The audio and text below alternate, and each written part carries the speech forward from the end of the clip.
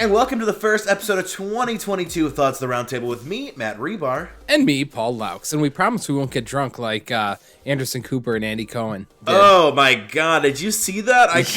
I was living for it. I'm like, you know what? A little unprofessional, but you know what? What are you talking about? His Mayor de Blasio debacle at the end there? Yeah. Is that what you're referencing? Well, he also slammed Ryan Seacrest and his group of losers, which I was like, I mean, who's the group fired. of losers?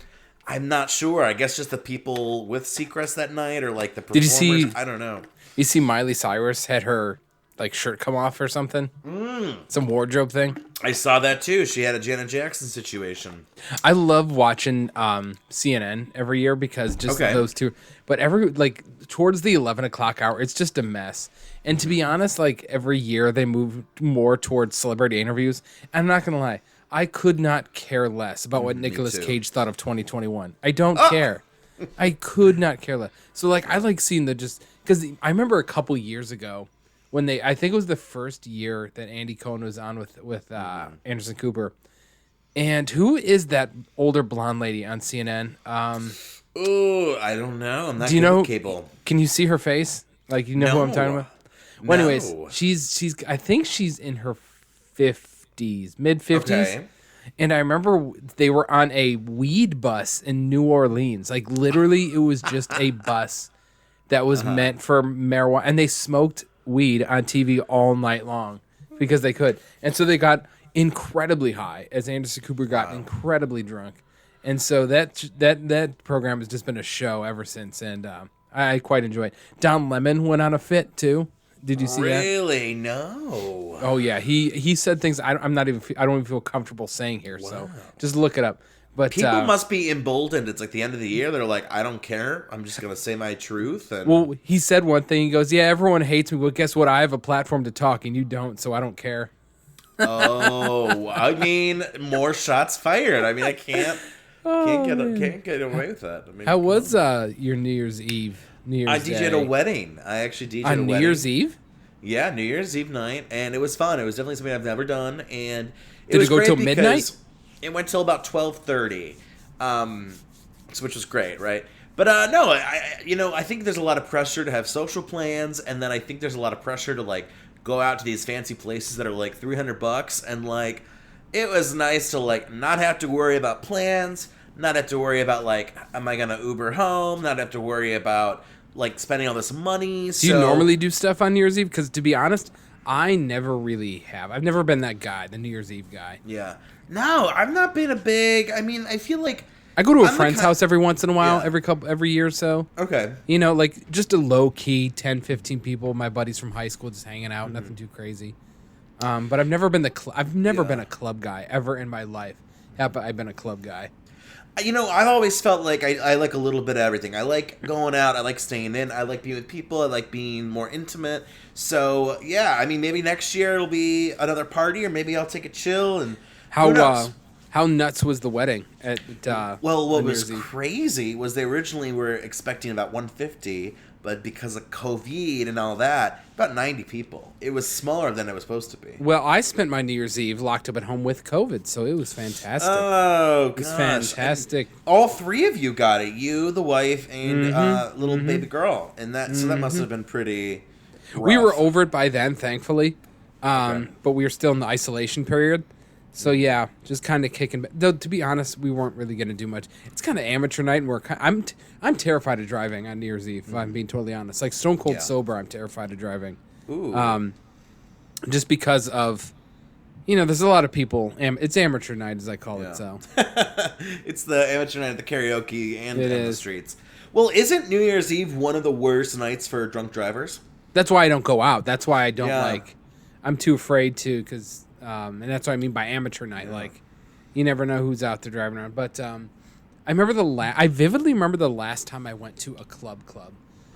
It was for one of my friend's birthdays, and and we went to a very loud club that had a mechanical bull in it. I remember, I was in there for exactly like 5 minutes because my ears quite literally were bleeding, basically. And so we stopped at a couple of other like places I couldn't afford, so I didn't buy anything, and that made the bartenders mad.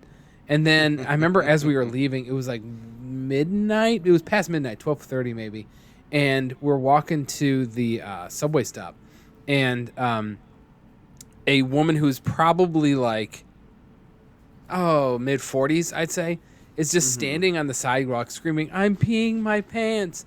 I'm peeing my pants!" I'm like, we gotta get out of here. Like, we are done with this. I'm done for tonight. Man, the worst thing though is like when you're in the mood to like talk to your friends, but then you go to a club and it's like loud music. You can't, and you just, and like if I'm going to the club, like I'm gonna have drinks. I'm here to dance. I'm just here to have fun. I'm not here to talk. And like you have to be in the right mood. I'm telling you.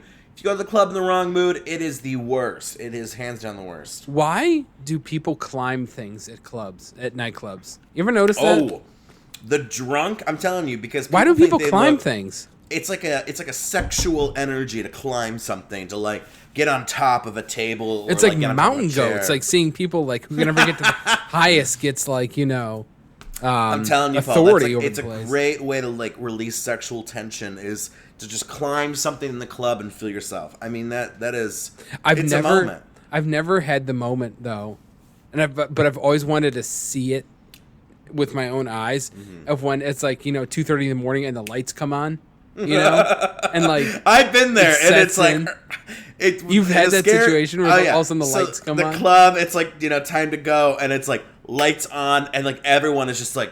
Because A, the lights, but then B, you like look at yourself, you look at other people, you're like, oh my God, like we are in a cesspool of sin. And it's like that moment where you sober up a little bit. You like pray if you're a little tipsy, bit, you're like, you man, I become should sober. not be here a little. If you're really drunk, you become tipsy. It's that moment of the night that you're like, oh my God, like what am I doing with my life? Because here I am, bright fluorescence above me, liquor spilled everywhere, all these sweaty humans trapped alongside you in this claustrophobic club. How did we not have a plague sooner, honestly? We have had many plagues, Paul. In 1918, the nice medieval plague. Well, I meant like with the club scene going on. Like I feel like it should be every week. There should be some petri dish thing going on. But no, I've never been that club guy ever in my life. Which is funny. It's like a nice sprinkle. It's like too much sea salt on the brownie, and then it's a salty brownie, right? Like enough sea salt. I'll tell you one thing I do love though. Okay. Because when I was in college, I played in a band, and did that whole thing, and I gained a absolute affinity and love for dive bars. Just terrible dive, because that's where my band would play. That's the only place we could get booked. Like we would play at We would play at bars. Like, I'll never forget this one. We found it in Kent. We're like, oh, this is a new bar we can play at. And it was just some dive.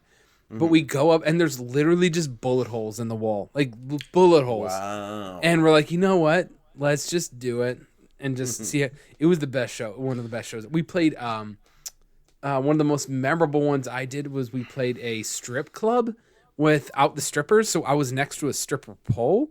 Like, my drums were next to a stripper pole. But there were no we were the strippers apparently for that night. That was a fun one. But because of this, I've gotten like a deep affinity for just terrible dive bars where everyone there is just sad and dirty and cold and wet for some reason. Everyone's wet. No one knows why. Yeah. I just like the image of like someone in your band calling the bar and they're like, does your bar have bullet holes? And they're like, no, we don't have any bullet holes. Like, oh, do you have like sad drunks at the bar? And they're like, no, actually people who come here drink. Oh, well then we can't play. I'm sorry. We only play at places with bullet holes and depressing patrons. Like, that's just funny to me to think about. The best thing about it and the saddest thing at the same time is it was a lot of these bars are very sad places a lot of the times. And granted, I love them anyway. It's just, and we raise the mood. We like to feel like we raised the happiness of everything. But since we were playing music, nobody in my band drank when we were playing because we didn't want to get, buzzed out of your mind and you can't play. And so none of us would ever drink. So we were sober through the entire thing, just watching just everything go on around you. And, though afterwards I remember with this one lady, we used to play this one bar, this tiny little thing, and they would pay us like a couple $100 every night. And it was great. But wow. Yeah, no, like it was like $600-700 they would pay us and split up. Oh my God. It was great. But the bartender was this like 65, 70-year-old woman. This is the best. This woman made the best drinks I have ever had a bartender make. I'm telling you. She was like 65 years old. And I'm like, and she had tattooed sleeves and everything. And she made the best things you would ever taste in your life. It was the best. I'm telling you, the best bartender, old ladies with like a little smoky, husky voice going on. And they're like, "What do you want, kid?" And you're like, "I don't know what they want, ma'am." They're like, "That's get you something good." I would go up with, I would literally go up to her and be like, "Just make something. Make anything. I don't care what it is." And she would just, oh man. And you could tell this lady had seen stuff in her life, man. Like she'd seen it all probably. And man, that was, I wonder, sometimes I think about it. It's like, I wonder if she's still there. Still, slinging drinks. Whatever happened to her? I have to go back. She gave me like 5 drinks, but I still need to know like what happened to her. I'm telling you, the older female bartenders, they are the best. So they really are. And I feel like you meet the best patrons because at dive bars, at least the ones I went to, you never really saw fights. Like every once in a while, but everyone was kind of doing their own thing, and you talk to some cool people. One of the best bars ever, and you know what to say is Corky's, and I know if you're but it's a biker bar, it's a gay bar, it's a karaoke bar, it's a young bar. It's everything. It is everything and nothing. It is a beautiful time. Were you with me that one time when we saw that really, really old dude sitting at the bar and he passed out and fell on the floor, and then he just got up, sat on the bench, and just ordered another drink? Like he literally passed out from just because he was so drunk, and then he just stood up, sat back on the stool, and said, "Give me another one." And that was it. Just back to business. Oh man. Oh, the things I've seen, man. I'm telling you. Whew. Some good times. So what's been going on with you other than your wedding? Anything? Ooh, well, I feel like I've been having a pretty easy time lately, which is good because like I feel like that from like a June, May-ish all the way through to November, man, I was doing too much. You know what I mean? I would talk to you and you were like comatose. I know. So I'm like, I had to pull back a little bit, but I feel like I'm still recovering, but I'm gearing up for some exciting things, which is fun. That keeps me motivated. So how about you? Well, I just finished my book, which you're going to, well, I finished the bit that you're going to check out and be the first read through. I'm excited. Well, no, Katie was the first read through, right? No, you're going to be the first. Oh no, you will be number one. But the other thing, I don't know why I do this, but do you ever just wake up in the middle of the night and just think about, like, I was thinking about the aliens in the middle of the night. I could not sleep. It was like 2:00 in the morning, and I could not stop thinking. So I just like, my wife's asleep, daughter's asleep, and everything. I'm just sitting there thinking about aliens like a weirdo. But I started Googling the WOW signal, and I started listening to a podcast on that. You ever think about that? That's what I've been into lately. You know what that? Do you remember what that was? Can you tell me a little bit more? Of course, it was found in Ohio, in Columbus. Yeah. It was just these couple of scientists back in the 70s who they're like, why don't we just listen for aliens on radio waves? Just listen. And they made this thing called the Big Ear, and it's basically just a big ass radio receiver. And they got a signal from some solar system way, way, way, way out there. But it was clearly like man-made. And the reason I bring this up is because I was perusing articles, and everyone always thought this radio signal came from a passing comet, that just kind of messed with everything. Like, oh, that's what it was. Well, they did another experiment on it and found out that's not the case. So literally the only way this thing could have happened is if it became man-made from this part of the galaxy. So basically it's like weirdly proving aliens. So that's kind of what my thing's been lately. Thinking about aliens. I know it's completely off topic, but that's how my life goes. You, babe. Do you. Right? Life's too short. Damn it. Also building a lot of Lego sets. I've been into those lately. Ooh, that seems fun. Yeah. So. Well, real quick before we forget, I have to mention that coming soon, actually, I should check the date because it might have already happened. It's our 3-year anniversary. Can you believe that? Is it really? It's 3 years of Thoughts of the Round Table. We start 2019? Our first episode. Are you ready? I'm clicking on it. That we recorded in my kitchen. Well, I feel like it's been longer than 3 years since we recorded. But in terms of when we dropped, are you ready for this? Wait, hold on. Is this the first episode we ever uploaded? Yeah, the first episode we ever uploaded was January 28th, 2019. Wow. Wow. And I think we recorded that season early. Like, I think we recorded it in November and December. And then we released it in January and February. Yeah, the first season was really rough. If you remember... this one isn't? Okay, this whole show is rough, Paul. We know that. But in terms of the first 10 episodes, because I remember, and I don't know if you remember this, we were like, we'll do 10 episodes. Of those 10, we had a 3-part finale, which is like, to have 3 episodes be the finale is so egotistical and maniac. That is the most Paul and Matt thing I've ever heard in my life. I'm telling you right now, season 1, episode 8 was called Ultimate Season 1 Finale Part 1. And then it was Ultimate Finale of Season 1 Installment 2, which is a whole different way to explain it. And then it was Ultimate Season 1 Finale 3 Revenge of Season 1. Weren't they like an hour and a half long too? Oh no, I don't think they were that long. Oh, they were long. They were quite long.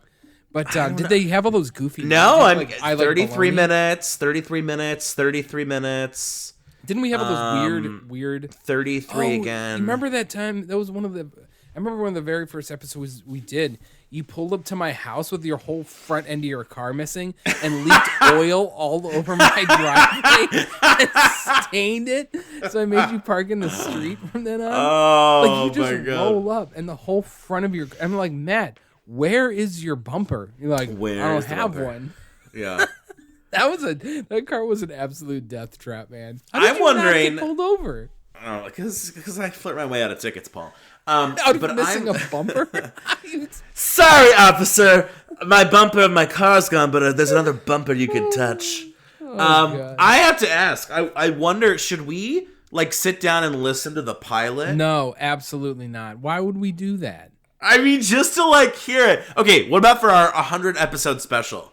Can we do it in 100 episodes? Right now? What number? We are at. This will be. I'll check. Let me check. This is going to be episode 73. So yeah, let's do it. All right, 100 episodes. 100 episodes. We're going to do it. So to celebrate 3 years, I said, Paul, I have an idea. Hear me out, and you heard me out, and you agreed to it. Don't know how excitedly agreed. I don't know if you were that excited about it, but we're going to have a roast special. So I invited 3 friends, still looking for maybe 1 or 2 more, who they're going to come and join us. How many people we got to have roast us? I mean, aren't you shocked I could get 3 people? I feel... I don't have that many friends, so yes. So anywho. They're going to come on a Zoom call, and I have to schedule that. And then we're going to set up a roast voicemail line. So if you can't be there, you just want to give a little something... I have a Google voicemail. I will send it out. And this is the worst idea we've ever had. Listen, we might get 0 calls. We might get 10 calls. We might get 1,000 calls of people just trying to roast us. That's fine. I hope we get a bunch of Russian bots calling us. I really do. Welcome to the sex bot. I am Svedka. Svedka the vodka, you moron? That's Swedish, you dumbass. Oh my god, Sweden and Russia are that far apart, please. First of all, why can't a Russian can have a Swedish name? I don't know why, just because they're from Russia, their name has to be Russian. I bet there's a Russian out there whose name Daniel. I love Daniel. How we're talking about a roast, and you're like, Svedka. I'm like, that's a Swedish vodka. I know. See, we're giving them a lot of material. God. So yeah, if you have if you listen, if you're one of our few listeners and you're like, I have a really funny roast about Matt, about Paul, about Matt and Paul, about the podcast, whatever it is, you can call the voicemail. If you're like, hey, I have a 5-minute comedy set, great. You can let me know and I'll try and get you on our Zoom meeting you can. I just realized that our podcast has been in existence almost as almost longer than the Confederacy. So, oh wow, look at us! Look at us. Yeah, this is the longest running piece that I'm currently still doing, if that makes sense. So, and I love how like we always come up with these grand ideas for planning, and then we just kind of do things. Like life comes up, and then we just do things. But you know what? People appreciate it anyway. I love it. Yeah. It's one of those unfiltered and unstructured things. Which whatever. And you know what's weird too? This podcast, of those 3 years, 2's been during COVID. That's true too. Isn't that weird to think about? Yeah. Well, we started doing it remotely like we're doing now, and to be honest, I don't know if we'll ever go back because it's too easy. Yeah, I mean, listen, I love you, but like going to Parma is a hassle sometimes. I'm telling you. So, and this is just as easy, but most of it has been, and we've tried a lot of things. Some things have flopped. Some things have done okay. Mm-hmm. Basically, we stayed on our lane with your advice and and my weird Reddit news stories. Mm-hmm. But I think maybe we're building a repertoire for each other. You know, our a little brand. I learned how to brand myself, and not physically with an iron, but like digitally.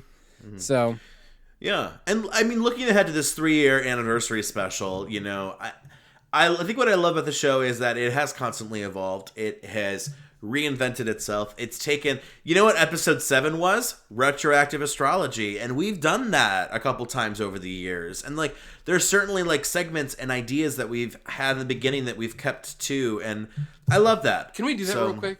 Want to do that? Yeah. Let's do that. Hold up. Close us out real quick. Mm-hmm. So yeah, I will get, if you want to roast us, I will get the voicemail up. Actually, I think I have the number somewhere. Let me find the number. I was going to say, should we tweet that? We don't really have a Twitter or anything, which we should do. I'll be on my social, Reebstar, HRIBSTAR. It'll be on Starvolt Studios. And I don't know, maybe we'll record real quick before, let's see if this comes up. Oh, you know what? It's on my flash drive, so no, I can't come up. But actually, if I go to the Google voicemail, maybe I didn't even set it up. Anywho, there will be a number. We'll get it to you. That way you can complain about us. So, let's do a little bit of astrology. What was it? What did we call it? Now I already forgot. Retroactive astrology. So in this segment that we do once in a blue moon, Paul and I, we read our astrology from last week to see if it applies from that last week. So basically, we're going back a week. Let me read yours, and then you can read mine. I think that's a better way to do it. So I'm gonna send you this link. That actually perfect. It looks pretty good. So and what are you? What's your sign? I'm Libra, and you are Scorpio. Oh yeah. Okay, because we are right behind. And this is this from last week? Because that's very important when we go retro back. We got to go. No, back. This is today's. Do you want? Oh, do you want to read today's? We can read today's. That's retroactive to me, right? Yeah, because it's late at night, so we'll just do that. So what are you? I'm a Libra. Let's see if... Yeah, because this is the end of the day, so I feel like it's retroactive enough. Libra. Ready? Here we go. Mm-hmm. I'm ready. Give it to me. Try to take things easy today, as the void of course moon travels through unpredictable Aquarius. Yeah. While it's totally okay to handle your business and get work done, you could be met with some serious obstacles if you try too hard to force progress in your life. Luckily, things will loosen up again this evening when Luna makes her way into watery Pisces, bringing more fluidity to your efforts. However, don't feel like you have to clock a late night at the office like you're doing now, just because things are starting to move smoothly. There will be plenty of time to catch up on your responsibilities tomorrow. It's funny. I did nap today, so I do feel like that was, like catching up on my responsibilities tomorrow. Do you not often nap, or? Once in a while, but I think sometimes I feel guilty. I feel like I shouldn't be napping, so... I can't even remember the last time I napped, honestly. Really? Yeah. I can't. I just can't do it. Oh, wow. Oh, man, they do have... You can go back a day. Okay, we'll go back a day or two. You know what? Let me do that. Okay, let's do that. It's lame to do today, so you're Libra. So I'm going to go to Sunday. Okay, I'll go Sunday for Scorpio then. Okay. Ooh, this is a long one. Wow. An essay. I don't know if I can pay attention to that. Okay. Let's do it. I'm going to try to condense it because it's quite long. Okay. If you've been wanting to redecorate lately, now might be a good time to lay the groundwork for your plans. But you might want to avoid making any final decisions until Venus clears its retrograde motion on the 29th. Ooh. Try to take things easy today. As a void, of course, moon travels through unpredictable Aquarius. While it's totally okay to handle your business and get work done, you could be met with some serious... it's just like it was before. Some serious obstacles you've tried too hard to force progress. It's the same thing it said later. Like yeah, it's literally the same thing, except for... I mean, I gotta tell you, like, I've been getting a lot done, and spoiler alert, looks like season 3 of our sitcom podcast, Non-Denominational, might be dropping in March. So yeah, I feel like I've been working a lot, getting a lot done. So, I mean, I guess See, that they're so vague, and I hate these things. I mean, that's that's their allure. Do you want your Sunday? Yeah, give me Sunday. As Mercury begins its journey through Aquarius, your focus will shift towards domestic organization after intense holiday season. Do your best to get your home in order over the next few days, so you'll be prepared for when Mercury goes retrograde. It asks you to set boundaries and use your voice with authority. Now is not the time to let others push you around, but that doesn't mean you have to abandon matters when it comes to asserting yourself. Today's lunar event could also lead to surprising news within your love life, so be sure to check in with your sweetie. Dear Scorpio, you might need to get out of the house today. Feelings of restlessness could begin to manifest. You've been spending too much time indoors, inspiring you to seek adventure beyond your four walls. Getting out into the community will be therapeutic. Sights, sounds, and smells of your neighborhood reinvigorate your senses. This evening, a shift will occur when the moon enters watery Pisces, bringing creative inspiration your way. Try to engage with an artistic outlet tonight to make this the most cosmic climate. So let's go through this real quick. Did you get your house in order? Hold on, just pause. I will say one thing. This one has probably been... This is probably one of the best I have seen. I will admit. This is probably one of the best ones I've ever seen. Because... Well, first, let's go through. Yes, I did clean my house on Sunday. But that is also because I was isolated because of COVID. So literally, what does it talk about? I'm looking at it now. You're spending too much time indoors. No shit, because I've been isolated this whole time. Yeah. Inspiring you to seek adventure beyond your four walls, getting out into the community will be especially therapeutic in the sights and sounds. That's true because I was isolated for so long, and I did clean my house. That's a weird way to say clean your house, but yes, I did. And authority, yes, I've been having to be a little bit more authoritative with maybe Adeline to get her to nap. But so I'll admit that this is I'm impressed with this one. There you go. I'll give it a little golf clap. When I'm wrong, I'm wrong. That one's not bad. Yeah. Because usually they're very vague, and yours seem to be that way too. But this isn't bad. I will give it. I'll give it its props when it's due. So. Congratulations. So you feel good. Stars, You're feeling good. I'm feeling good. I'm feeling good with that one. So I'm going to have to bookmark this site. So I don't know. But I don't like how it talked about Mercury being in retrograde because I have no idea what that means. People just bitch about it all the time. So whatever. Yeah.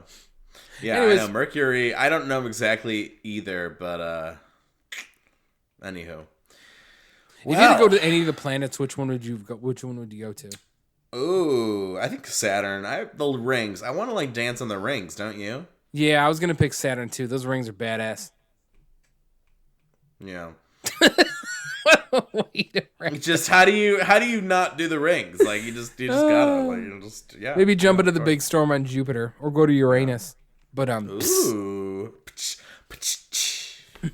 So. Oh man. Well.